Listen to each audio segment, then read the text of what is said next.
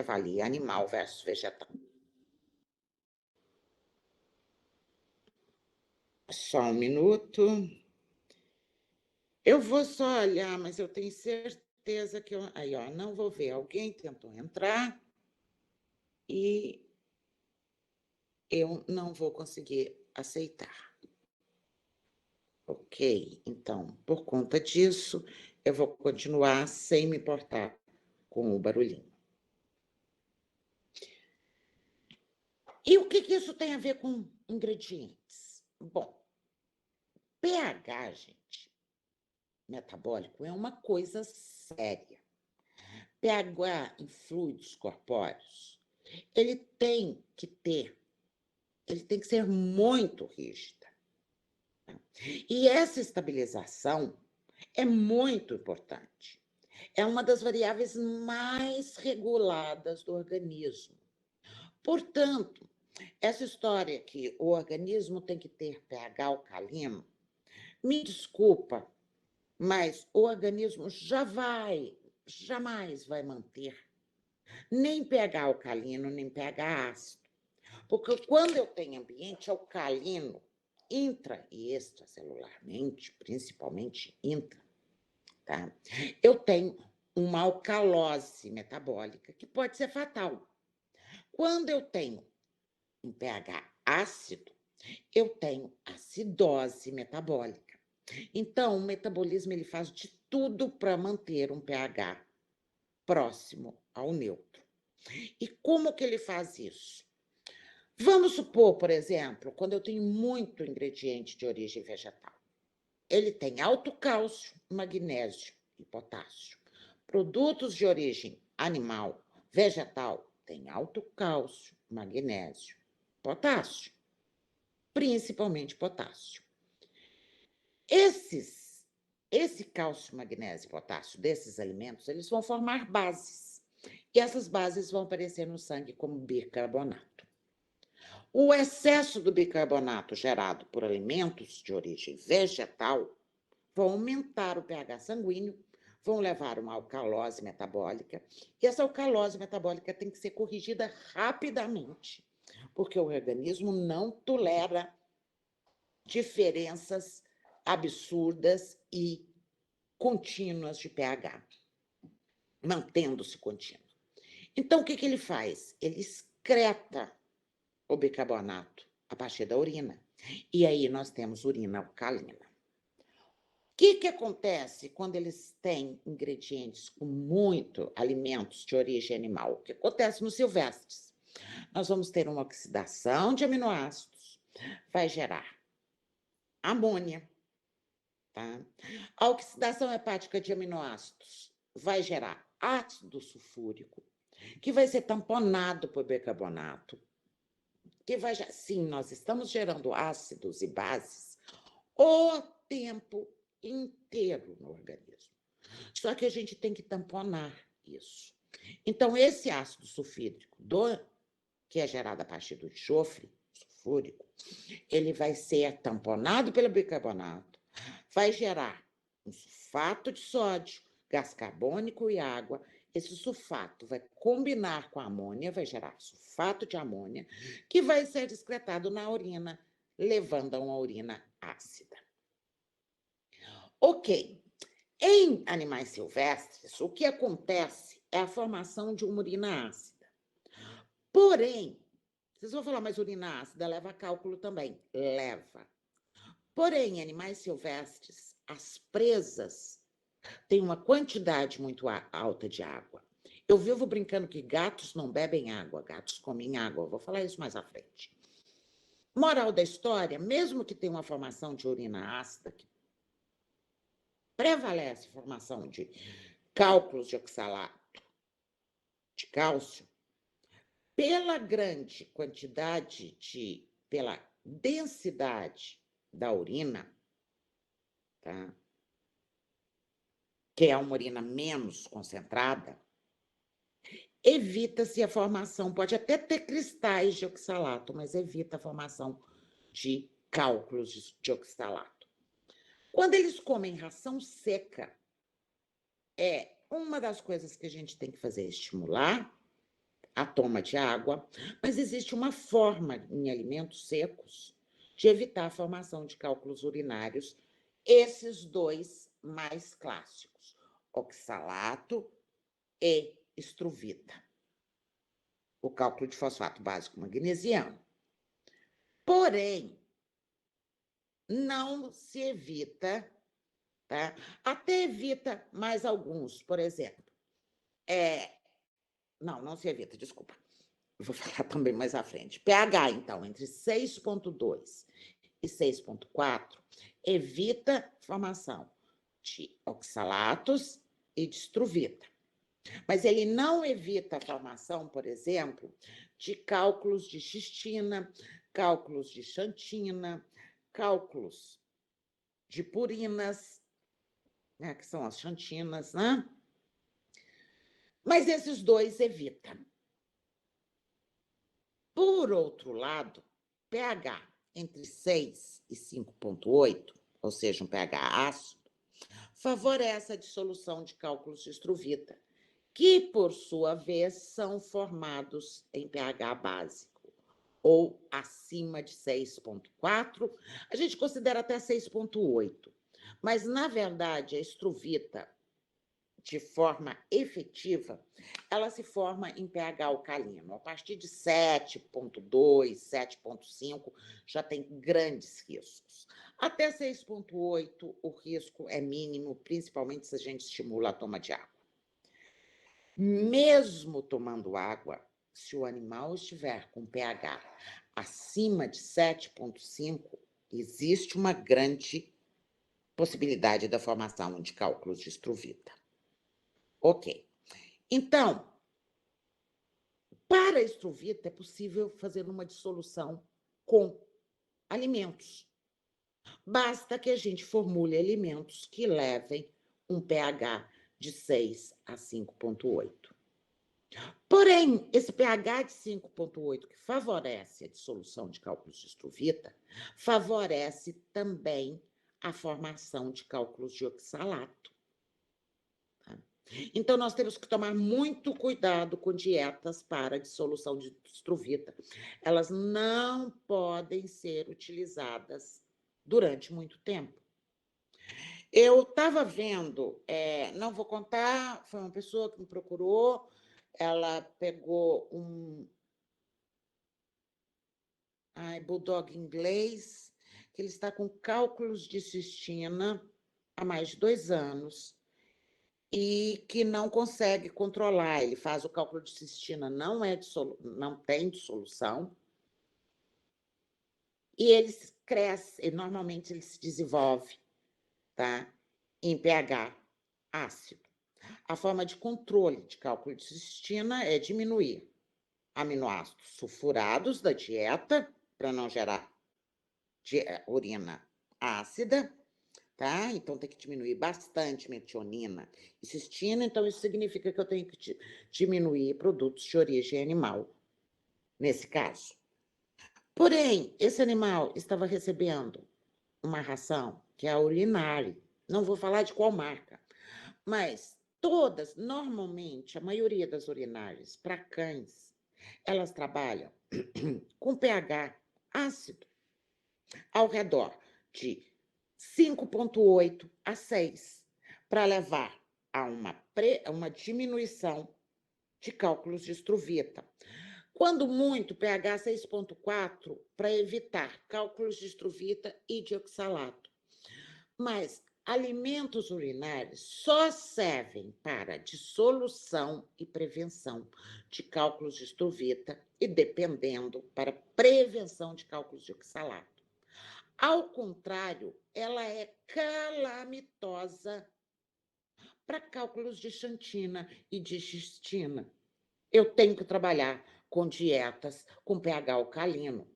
E esse animal tinha 2 anos que estava recebendo uma ração feita e desenhada para manter o pH da urina dele ácido. Então, toma muito cuidado, gente, clínico principalmente. Não é toda urinária que serve para todos os cálculos. Muito antes, pelo contrário. As urinárias normalmente são para controle de solução de cálculo de Strouvita. Então, não use nem em cálculo misto, nem em cálculo de xantina, nem em cálculo de cistina, por favor. A prevenção e controle, consumo de água, dieta baixa de proteínas animais, no caso de Strouvita, redução de produtos de origem vegetal, no caso de Strouvita, trabalhar com relações cátion-ânion na dieta para ter um somatório ligeiramente aniônico. O que isso significa? Significa que eu vou pegar os meus 4 cátions, cálcio, magnésio, potássio e sódio, e vou diminuir os meus 3 ânions, fósforo, cloro e enxofre. Se o cátio menos o ânion for negativo, significa que eu tenho uma dieta ligeiramente aniônica, tá ok. Se for positivo, depende do quanto. Se for levemente positivo, vai gerar um pH de 6,8, não vai ter problema. Mas o que mais acontece em rações que têm alto cátio, e normalmente são as rações mais econômicas para gatos, que tem alta quantidade de produto de origem vegetal, que tem alta quantidade de farinha de carne e ossos com alta cinza, vão levar a pH de 7,5, 8. Nós, no canil, já chegamos a encontrar pH 9, tá? Então, nós temos que tomar cuidado, tá? Ok. Se tiver mais alguma pergunta, façam, porque eu já vou entrar em vitaminas. Eu vou dar uma olhadinha aqui. Ok.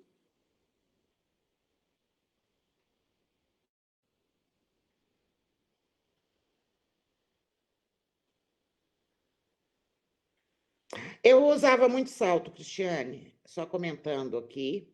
Crocs, amo. Eu sempre detestei, sempre achei horroroso. Eu acho muito feio. Até eu ter feito uma viagem minha, que eu estava acabada, e eu passei pelo Panamá, aquele shopping imenso, com 300.000 Crocs, na época de que dólar valia a pena, porque agora nem estando muito baratinho vale a pena. E eu estava extremamente cansada e comprei um Crocs para mim, coloquei no pé. Meu Deus, nunca mais eu quis saber de nenhuma viagem minha sem Crocs.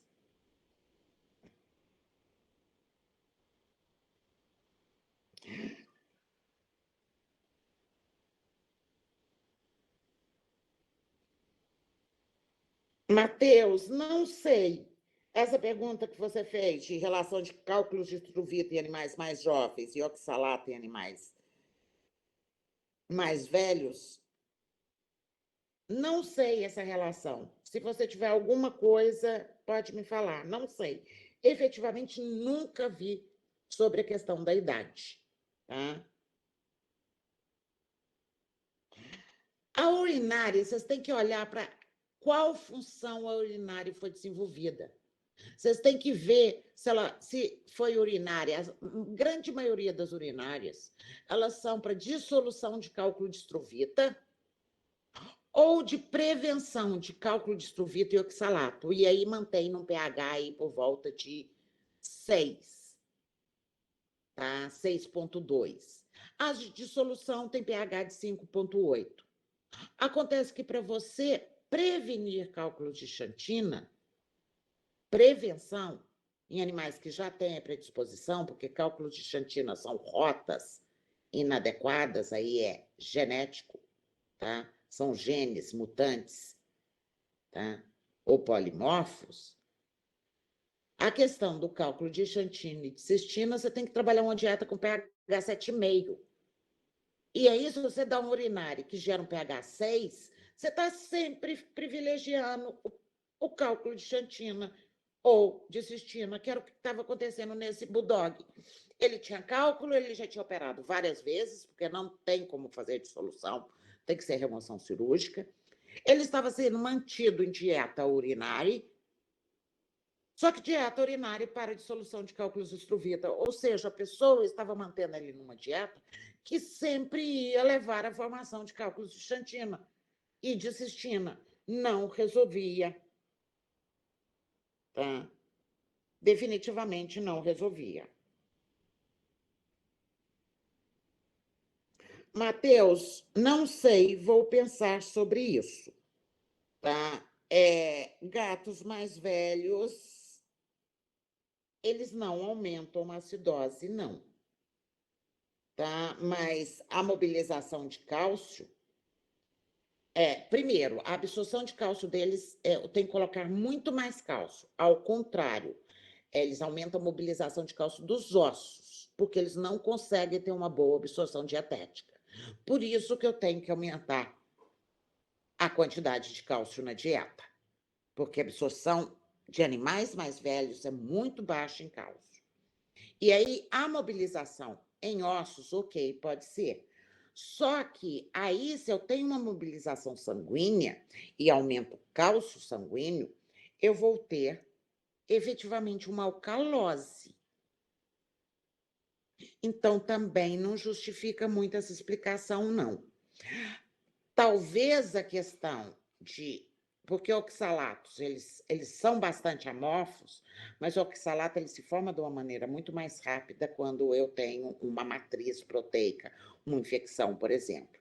Talvez o fato deles terem infecções, cistites, etc., mais velhos, possam levar, sim, a uma formação, mas aí forma estruvita também. Vou ter que pensar, Mateus. Não estou vendo muita lógica, não, mas não estou descartando. Vou ter que procurar trabalhos a respeito disso, tá?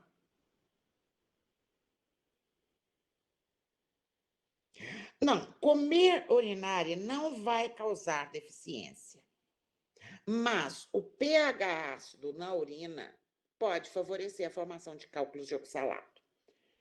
A urinária, gente, não é recomendada por mais de 12 semanas. A partir de 12 semanas, você tem que ver se houve a dissolução dos cálculos de estruvita e, a partir daí, você não usar ela mais, principalmente se for urinário para dissolução. Se for urinário para prevenção, ela fica, aí não tem problema, você pode manter se o animal tiver predisposição à formação de cálculos de oxalato. Porém, você não pode dar urinário indiscriminadamente para qualquer tipo de cálculo. Esses que eu falei, de cistina e xantina, são evidentemente claros que não pode se usar. Tem que fazer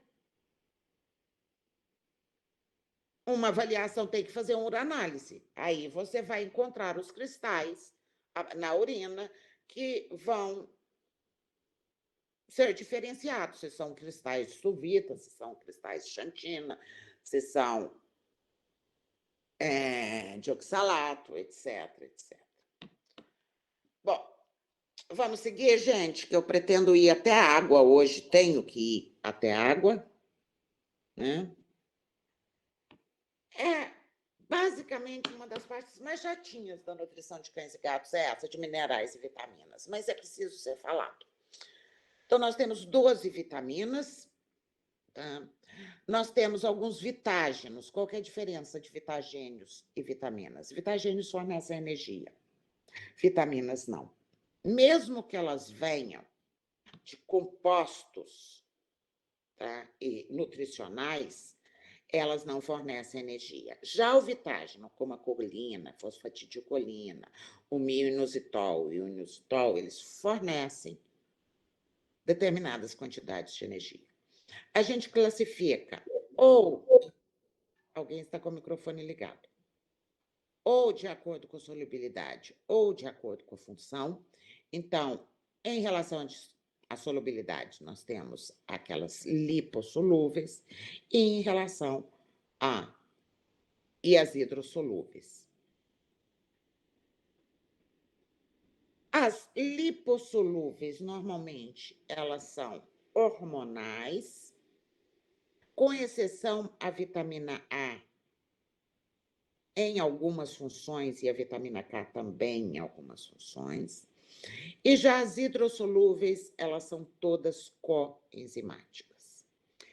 Nós temos bem, então, enquanto a vitamina A, D e E, elas são importantes para a diferenciação de tecido, as vitaminas do complexo B e a vitamina K, elas são cofatores enzimáticos.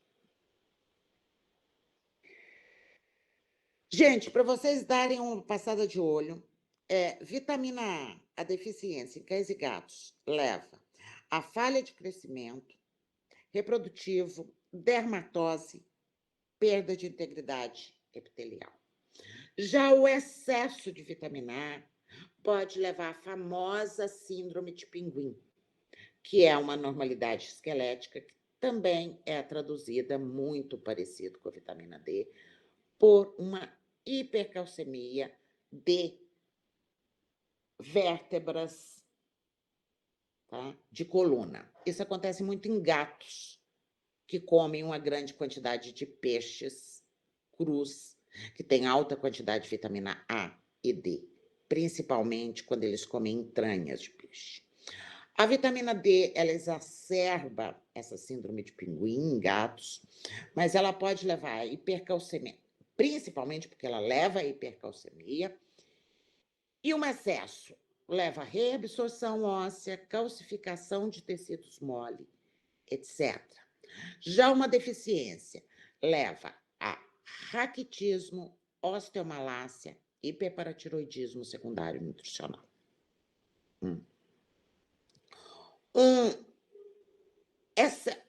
A deficiência de vitamina E leva a falhas reprodutivas,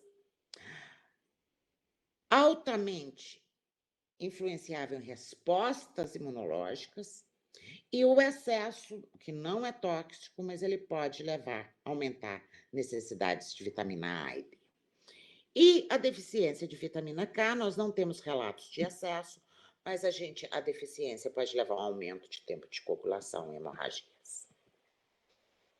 A tiamina, as vitaminas do complexo B raramente são tóxicas, elas não são tóxicas até pelo processo de eliminação delas, mas a deficiência nós vamos ter a tiamina, disfunção do sistema nervoso central, espasmo cardiovascular, diarreia, atrofia de órgãos reprodutivos, a riboflavina, também disfunção do sistema nervoso central, a niacina, doença da língua negra, pelagra, né? Dermatoses, a piridoxina, anemia microcítica hipocrômica, junto com o ferro e o cobre, o ácido pantotênico, anorexia e perda de peso. Com relação às vitaminas do complexo B e as grandes relações que elas têm com a formação neuronal, a gente recomenda... eu vou falar isso mais para frente, gente. Mas a gente recomenda para gestantes e lactantes um aumento dessas vitaminas.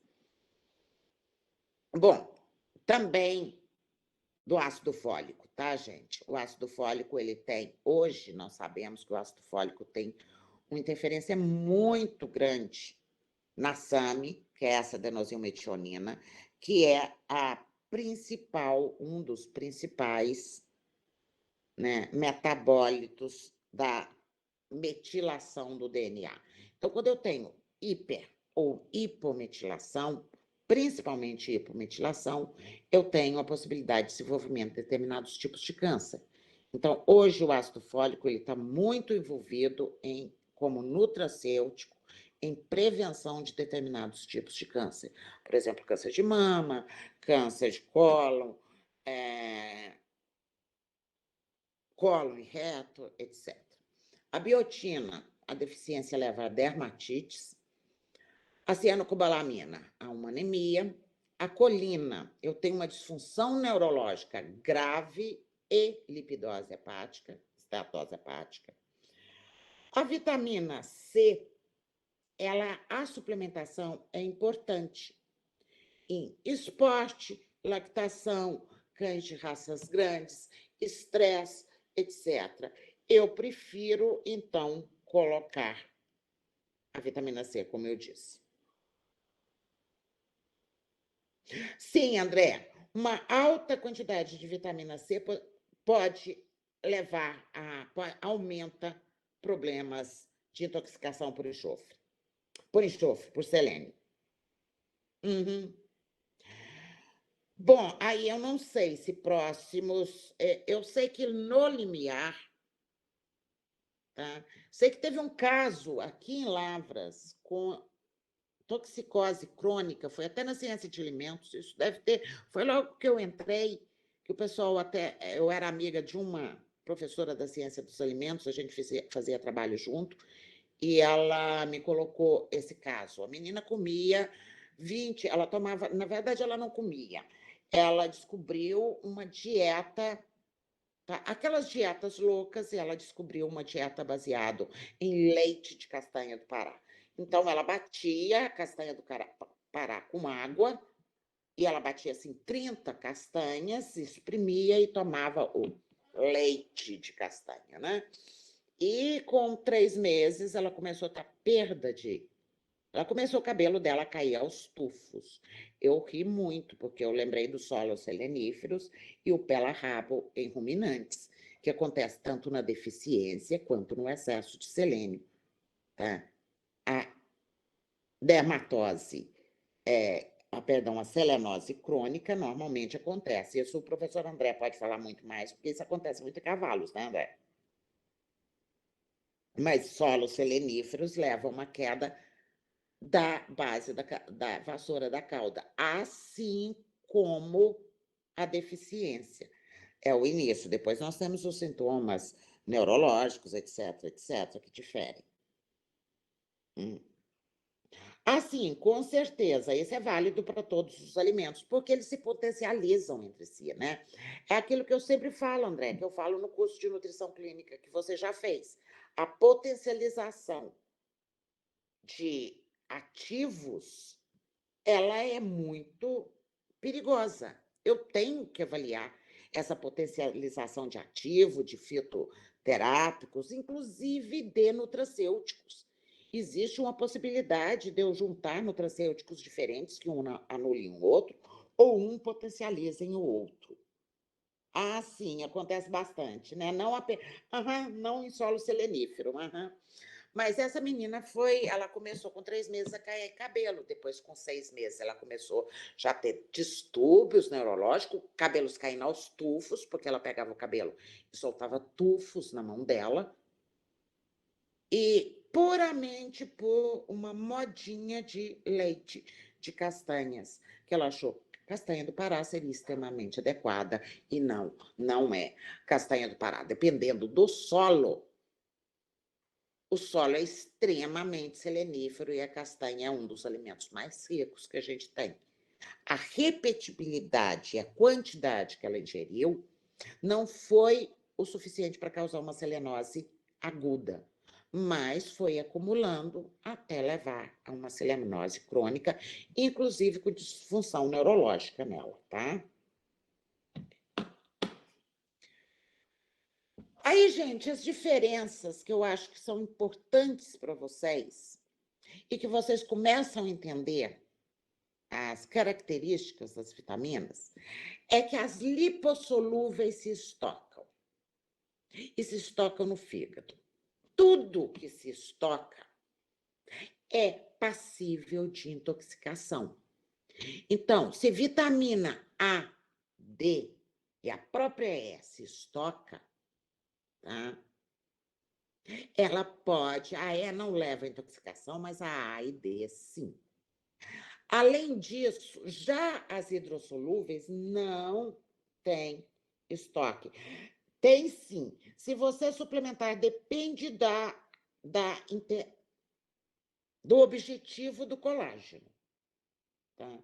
Mas a suplementação de colágeno, ela tem que vir acompanhada de suplementação de vitamina C, tá.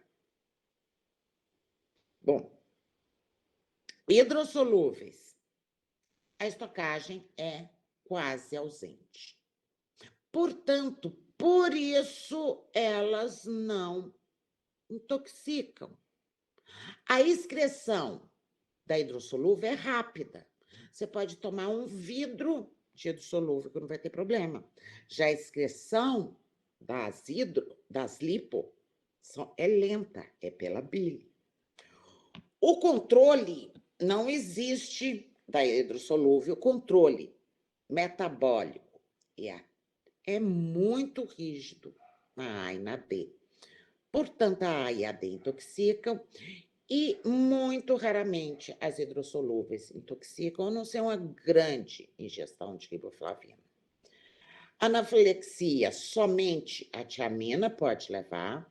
As lipossolúveis são hormonais, raramente são enzimáticas. Já as hidrossolúveis são coenzimáticas e não hormonais.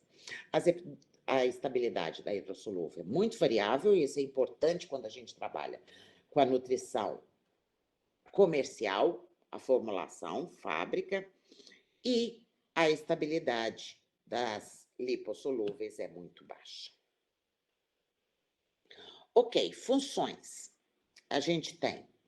São importantes aquilo que eu falei, diferenciação de tecidos, já falei, blá, blá, blá. Só que quais são as vitaminas sintetizadas nos tecidos animais? Depois eu escuto, alguém fez uma colocação aqui, mas eu não vou escutar agora, não. Bom, vitamina A. Eu tenho formação no intestino e fígado a partir do beta-caroteno. Em cães é possível. Em gatos não existe uma formação boa de vitamina A partir do beta-caroteno. Eles têm a necessidade de receber o retinol, ou seja, a vitamina A pré-formada. Tá?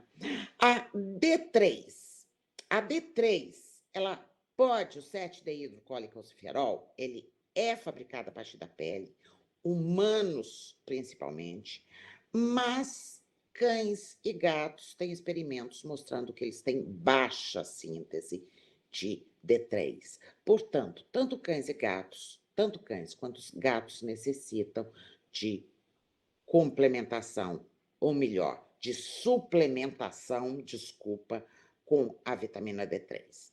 O ergosterol não tem muita efetividade em cães e gatos, não é sintetizado, em humanos é relativamente.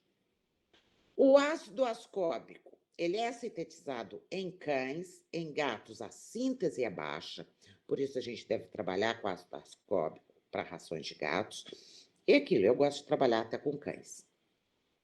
Ela é sintetizada a partir da glicose no fígado. A niacina é sintetizada a partir do triptofano no fígado em gatos. Em cães, desculpa. Em gatos, essa síntese não é muito boa.